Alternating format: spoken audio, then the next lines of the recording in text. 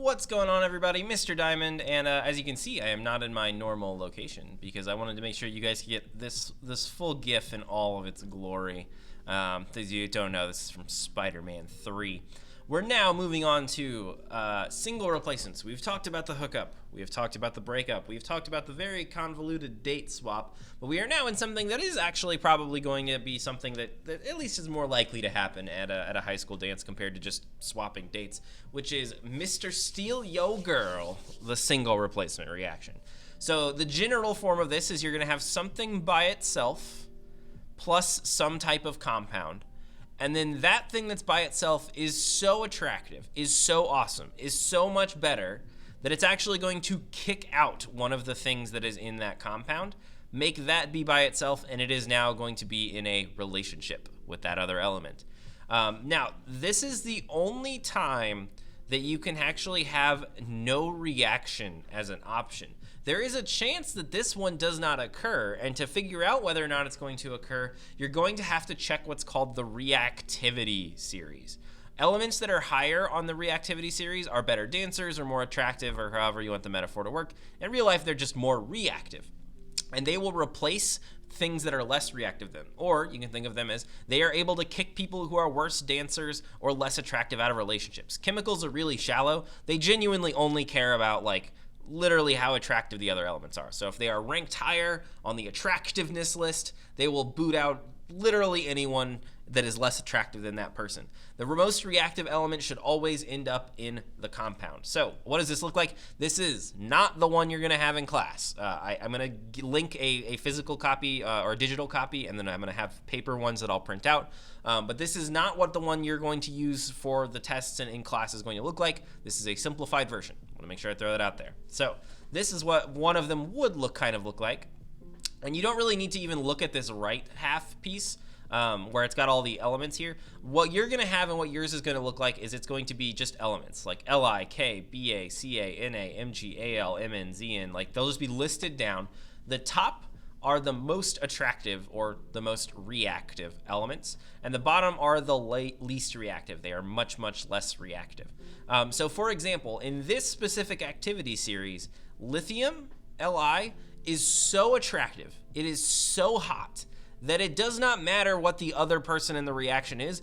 It is going to kick out whoever that other element is with, and it's going to take over. Let's say, for example, you had magnesium oxide. Magnesium was hanging out with oxygen. They were having a good time, doing the best they can. Magnesium's pretty attractive. Oxygen was feeling like it was doing pretty good for itself. But then lithium rolls up in its motorcycle and leather jacket, and oxygen cannot resist. There is nothing that magnesium can do. It is going to get booted out of that compound. It is now going to form lithium oxide, and magnesium will be left alone. However, I did mention that some of the time these things were not possible. You could actually have a reaction that does not occur. And that would be something like, let's say, let's go back to magnesium. Let's say instead of it being lithium, magnesium is hanging out with oxygen, having a good time, and copper comes up and walks to it. And copper is significantly less attractive than magnesium, or again, less reactive than magnesium. If copper comes up and is like, hey, oxygen, you wanna ditch this loser and hang out with me? Oxygen's gonna go, ew, no, leave. No, I'm not going to do anything. And there will be no reaction. There will be no change to them. They're just going to ignore the copper, and copper is going to be stuck, left alone, unless it can find someone somehow more unattractive than it that it can try to steal its relationship from. Now, I picked this as an example one specifically because it actually has a similar piece that's going to be relevant on ours. There's only actually a few elements that are so reactive that they are actually attractive enough to break up water. And that's this top group right here, Li, K, Ba, Ca, Na. There might be slightly more on the paper that you have. It might be a little bit different. But these things are so attractive, or again, so reactive if we're using the actual chemical terminology. These are so reactive that they are actually capable of turning water into hydrogen gas. They will actually form lithium, will make lithium hydroxide, and it will release hydrogen gas from it if you react the two together. That is how reactive these are. None of these other elements down here, even though hydrogen by itself is right here, only this top portion is good enough at actually reacting that it will be able to kick out hydrogen gas from specifically water. So, like I mentioned, a couple of important notes. Top section of the series is the only one that will react with water. You should only use the reactivity series for single replacement reactions as well. You do not use this at all for double replacement reactions. I'll give you a moment to continue staring at Moto, just in case that's what you were doing, so you can pay attention. Okay, back. Hopefully you've had your fill of Moto. You should only use it for the single replacement reactions. I give the question here, why do you think we don't need it for others? Well, let's think about what happens in the other ones. In synthesis, we're just taking two things and combining them. They're just coming together. There's nothing really competing in that case. Decomposition, you're taking one thing and splitting it apart.